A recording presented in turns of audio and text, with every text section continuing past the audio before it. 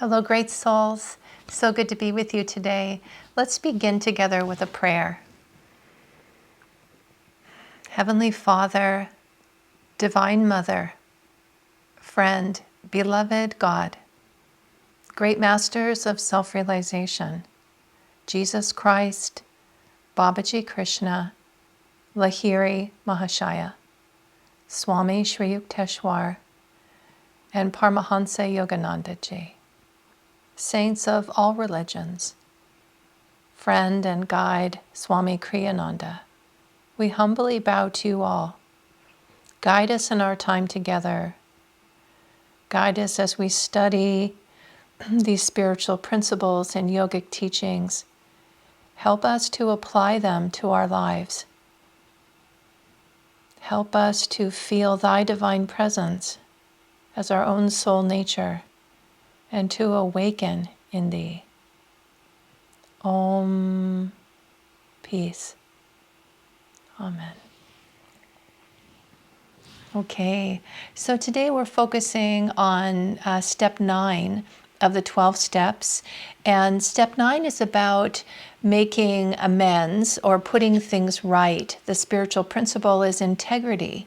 So aligning our inner and outer life, aligning our outer life by our inner aspirations, our spiritual aspirations. And so making, attending to whatever needs to be corrected and addressed.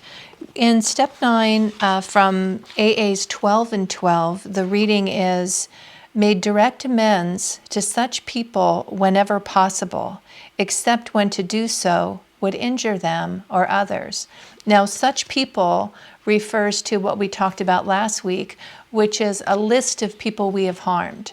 So, and included on that list can be yourself. Very often, it is ourselves that we want to have on the list and that we'll need to make some level of amends to. So what are we talking about with amends? I'm going to read from our manual of yoga and the 12 steps, from some of as I did already, from the 12 steps themselves. And anyway, I'll just sprinkle some readings and talk about it. So at the beginning of step 9, it says, good judgment, a careful sense of timing, courage, and prudence. These are the qualities we shall need to take with us in step 9. A careful sense of timing, good judgment, courage, and prudence. So part of what we're looking at in step 9 is, as I said, amending some form of harm that we've done. The yoga principle of step 9 is ahimsa, non-harming. So part of what we're doing in this practice is actively cultivating ahimsa by looking at our life to see, where have my thoughts, my actions, my behavior patterns been harmful to others, and where have they been harmful to me? And what can I do to correct that?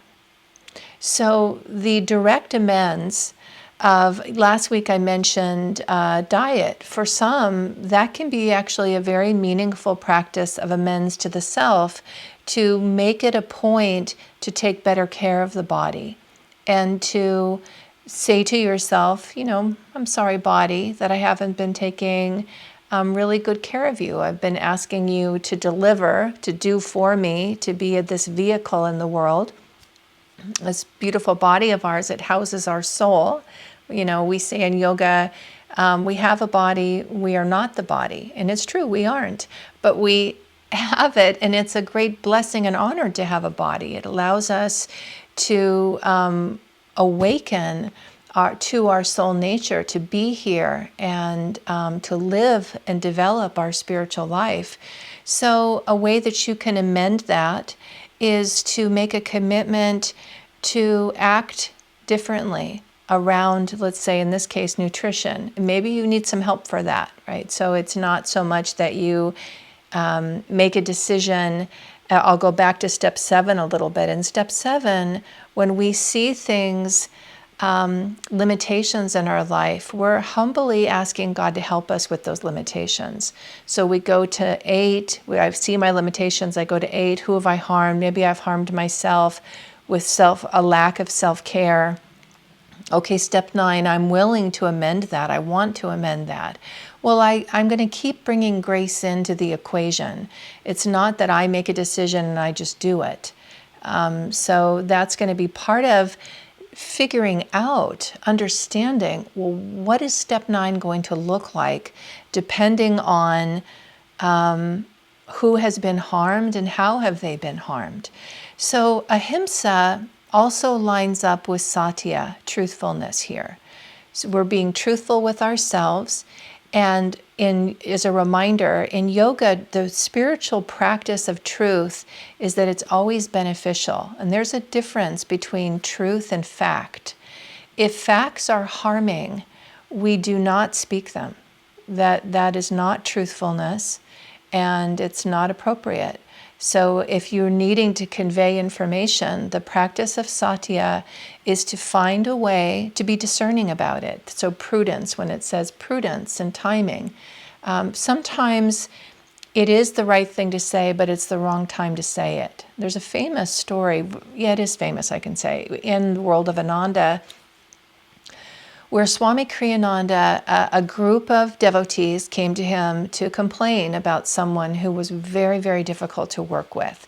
And, every person had kind of done their best and they were really struggling with this person's behavior traits.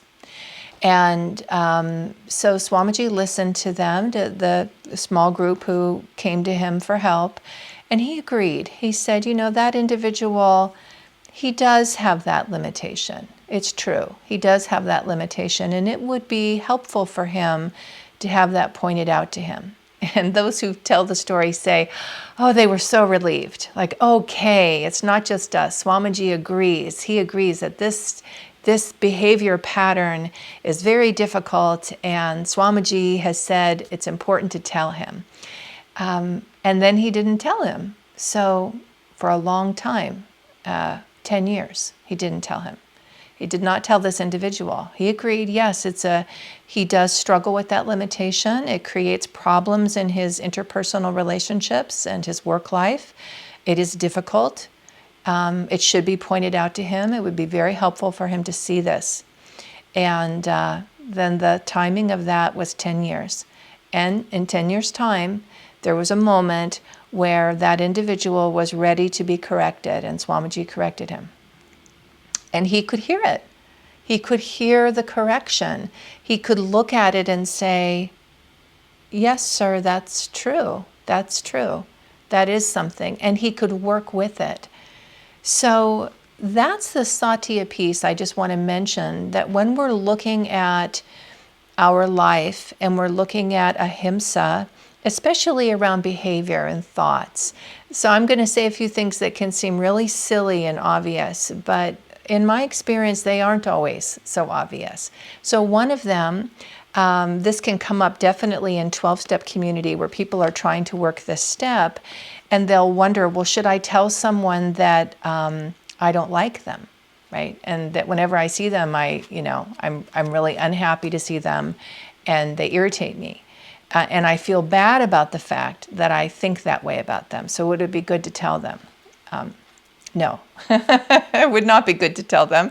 That is not the practice of non-harming. So it might seem really obvious, but then the individual, really needs to know, well, what do I do then? What you can do is practice holding different thoughts. Like you recognize, well, that's not appropriate. That's not kind. That's not the highest way for me to be with this individual. Maybe they do irritate me.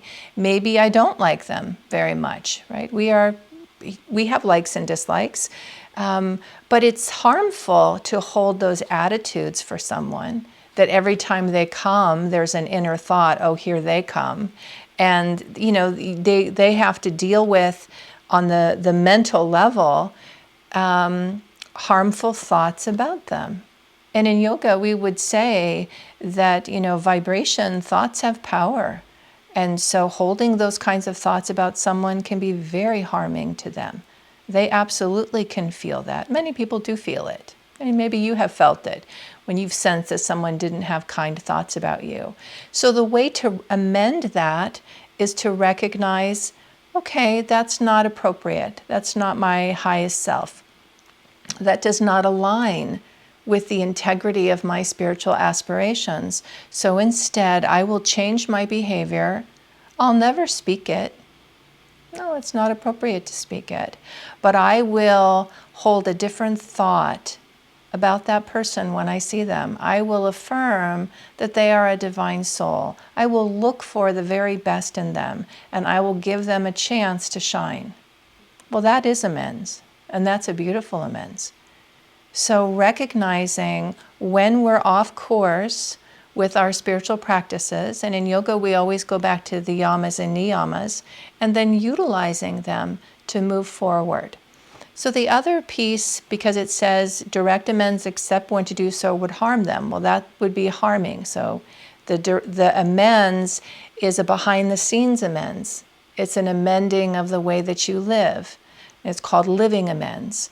Very often, living amends are some of the most powerful kinds of amends to practice. And it's so that's part of it, is to look at it in that way. I was going to read a little bit from the manual of yoga and the 12 steps. So let me do that. I have that here on my lap. Okay. Okay, yoga and the 12 steps, step 9, integrity with self and others. That's the title of our talk today. Standing in your truth. It's not easy to stand in and speak our truth. Sometimes it requires saying things others do not want to hear. Other times it may involve seeing something in ourselves we don't want to see. But as the saying goes, the truth has the power to set us free. In step 9 of the 12 steps, we look at owning our past mistakes and making direct amends to those we have harmed whenever possible, except when to do so would injure them or others. Navigating this step well takes self-knowledge, self-understanding, inner strength, and divine assistance. We need to know who we are, separate from our actions, to feel rooted in our wholeness and understand that our behavior does not define nor determine our worth. This is very important in the practice of step 9, and it's one of the reasons that saying I'm sorry or acknowledging a mistake when we see a mistake can be so challenging. If I'm not standing in my highest truth, if I'm not standing in the realization that I am a soul, right? And that's our affirmation, and it's the truth of who we are. So we practice living in that, and we need to be rooted to it enough so that I can say I'm sorry for something and know that that mistake does not define me. I can be genuinely sorry about it, and without getting confused that it somehow means I'm less than a shining divine soul. This is a tricky thing. Sometimes, occasionally, you could, it can be misused. So I will say I was working with someone one time who was overemphasizing, I guess you could say, it's hard to imagine overemphasizing your divinity, but what she was overemphasizing was basically she didn't need to make amends because, she's such a good person and, those in her life who she had harmed. And this was coming not just from drinking, but some other behavior. And so what she and I sat with is, why do we do this step? Right? Why do we do this step? If we are souls and we're divine souls and we aren't defined by our mistakes, well, part of it, and I'll come back to the word integrity, is to stand honestly and truthfully in what is false about what has been false. So the yamas and niyamas help us to see I'm not that. And by naming it, I am declaring and affirming that behavior is not a reflection of my highest self, and it's not a reflection of how I feel about you. So very often when we're saying we're sorry to someone, what we're affirming is how much we care about them, and that behavior did not reflect it. So we're human beings, we get hurt by the actions of others, and it can be very healing to have someone acknowledge when they have hurt us, right? They don't become smaller, they become larger in their soul nature. And the other part of it is that we aren't simply just saying that I'm sorry for doing something, but I have put forth within myself a commitment to do it differently. It doesn't mean that I will never make that mistake again. But it's very, very meaningful to declare that I am committed to not making that mistake again. And I will do everything in my power to not do that again. Quite often, when you're mentoring someone to help them, or if someone is mentoring you to get ready for that, quite often the right behavior has already been put in place. You know, it's step 9. It's not step 1.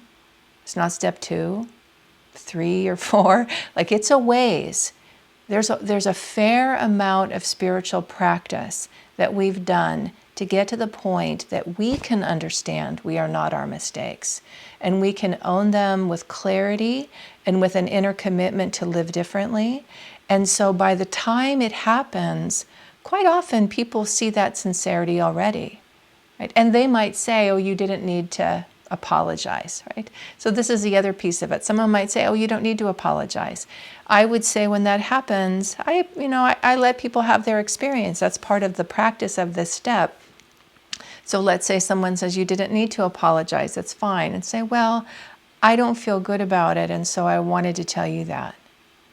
I just wanted to tell you that. I don't feel good about that, and I don't want to do that again, and I'm sorry that I did.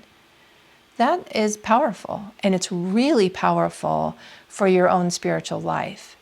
In the big book, this is kind of the classic terminology for the main text for AA, there is a list of promises that come from working the spiritual program.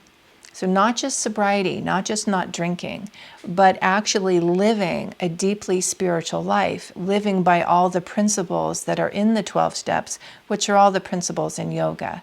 As Yogananda said, truth is universal. So these spiritual principles, you will find them in all true paths.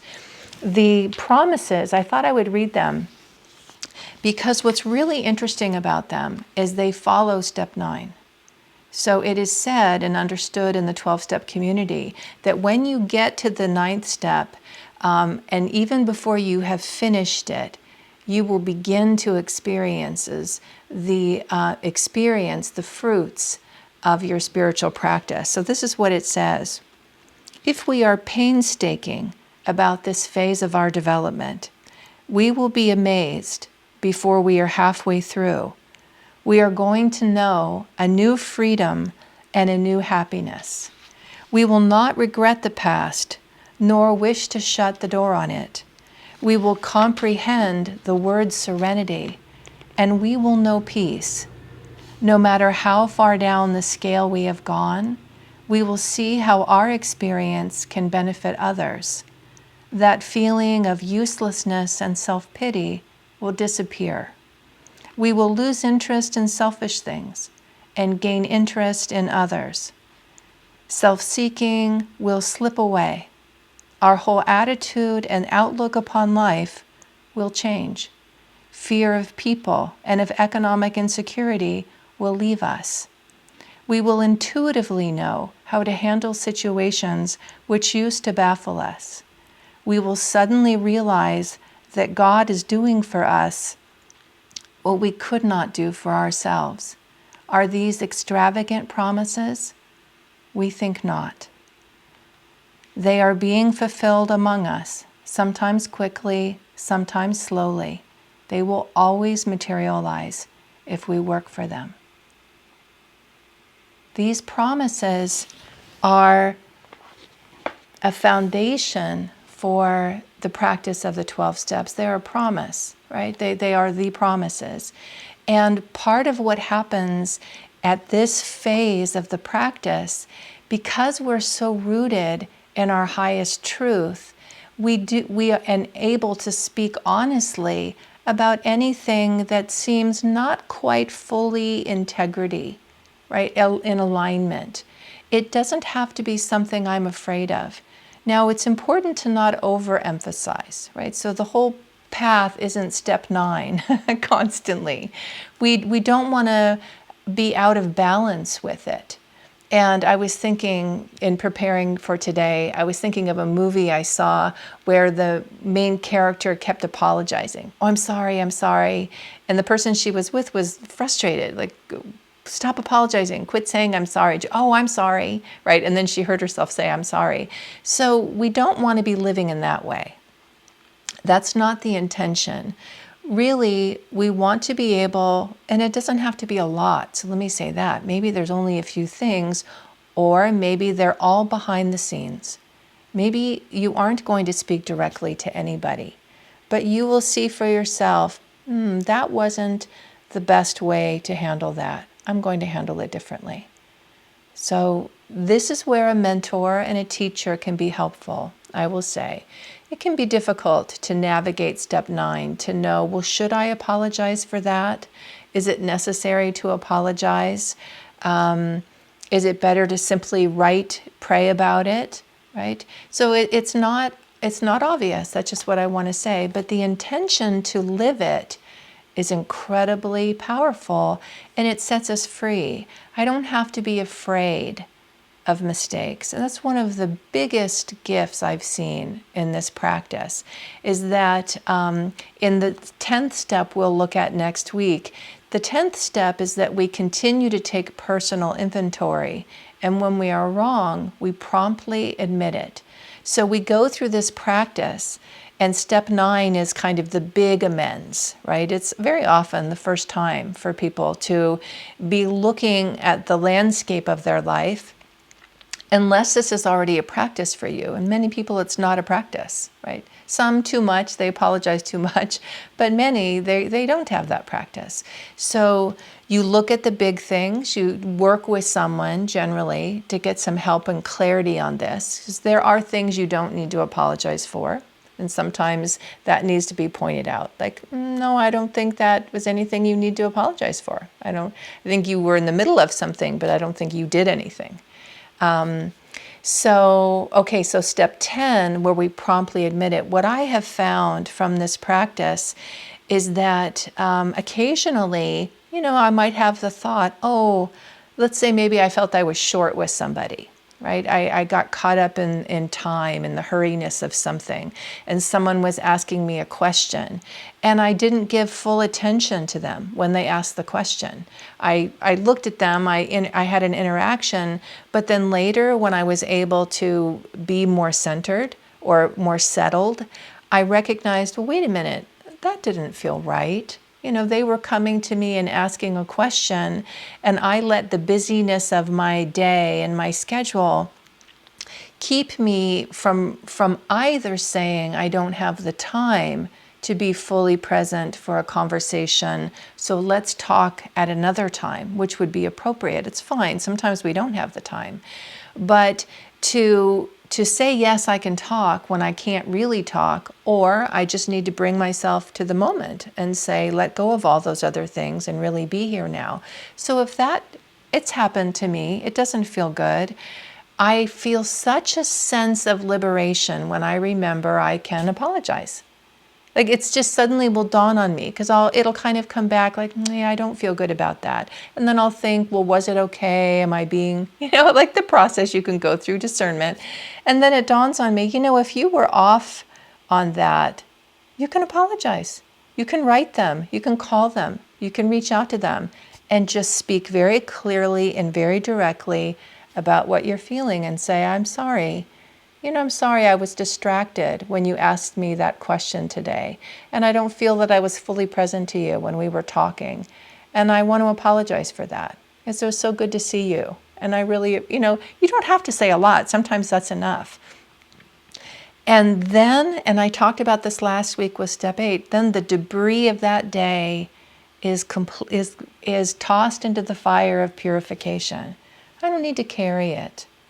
I don't need to carry it. I carried so many feelings of not doing it well enough, which is its own thing.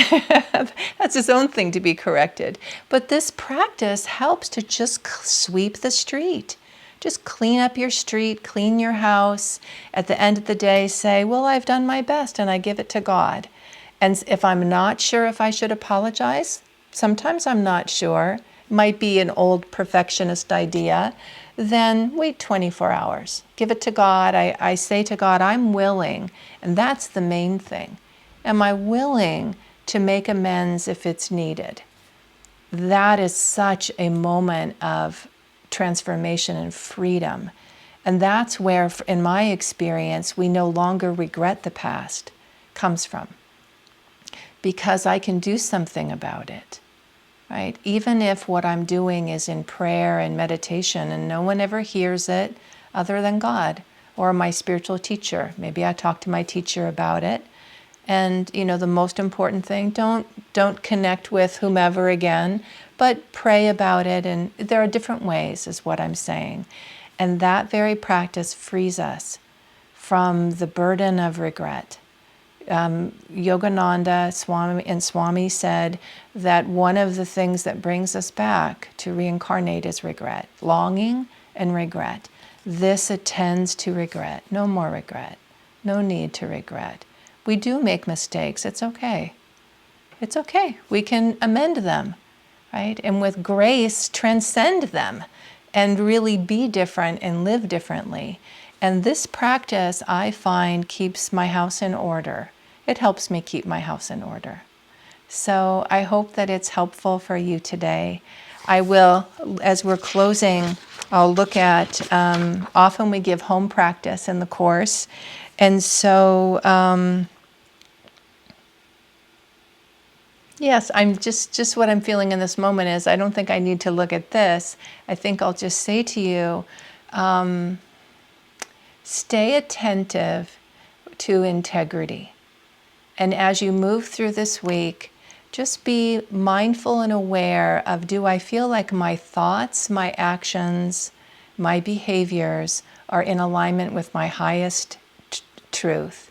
And if anything feels a little off, take it to prayer, take it to meditation, ask, is there a need for correction here? And if there is, guide me in how to do that. Okay, great souls. Wonderful to be with you today. Many, many blessings to you.